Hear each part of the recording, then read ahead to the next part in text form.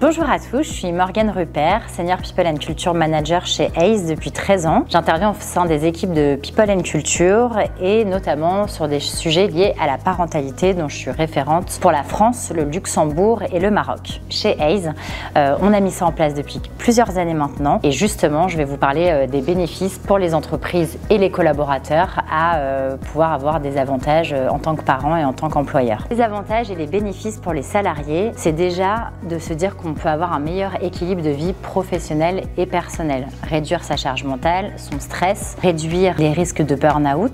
Pour les entreprises, les avantages sont les suivants, c'est que vous allez attirer et fidéliser vos talents. Aujourd'hui, la priorité, c'est de mettre en place des politiques parentales dans les grosses et moyennes entreprises. D'autre part, vous allez réduire le risque d'absentéisme, de turnover, puisque les personnes auront un meilleur équilibre vie pro et personnel, et donc se sentiront plus épanouis et en réussite aussi, et donc vous prévenez des risques psychosociaux. Donc comment on fait concrètement pour bien négocier des avantages au sein de sa société? Quelques petits tips. Déjà, ça va passer par identifier vos besoins en tant que collaborateur. Donc exemple, est-ce que vous avez plutôt besoin de flexibilité horaire, d'avoir un jour de moins par semaine, donc demander un temps partiel? Donc l'idée, c'est d'aller identifier quel est l'intérêt de votre employeur à vous accorder cet avantage-là. Vous pouvez parler justement, parler de la productivité, ça va vous permettre d'être plus engagé, plus concentré parce que votre charge mentale elle est réduite, vous savez que vous avez cette liberté-là et donc ça vous permet de jongler facilement et de ne pas ressentir tout ce stress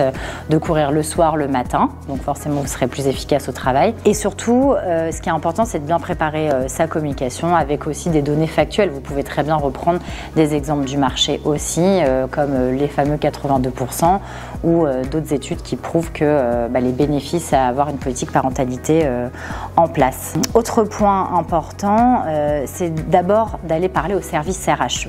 Sauf si vous n'en avez pas, vous allez voir directement la direction générale, mais dans les grandes entreprises, vous avez un service RH qui est là pour vous aider en toute confidentialité aussi pour mettre en place cette politique et qui pourra aller négocier pour vous auprès de la direction générale justement ces avantages-là. Et puis si c'est pas possible, je vous encourage à demander un point avec votre manager en préparant de façon assertive votre communication, donc données factuelles, ce dont vous avez besoin et vraiment exprimer votre ressenti par rapport à la situation. Et ensuite, d'un commun accord, de fixer une période de test par exemple sur quelques semaines, quelques mois pour voir si ça fonctionne et de se fixer un objectif commun avec votre employeur. N'hésitez plus, osez, votre équilibre professionnel et personnel est aussi dans l'intérêt de votre entreprise.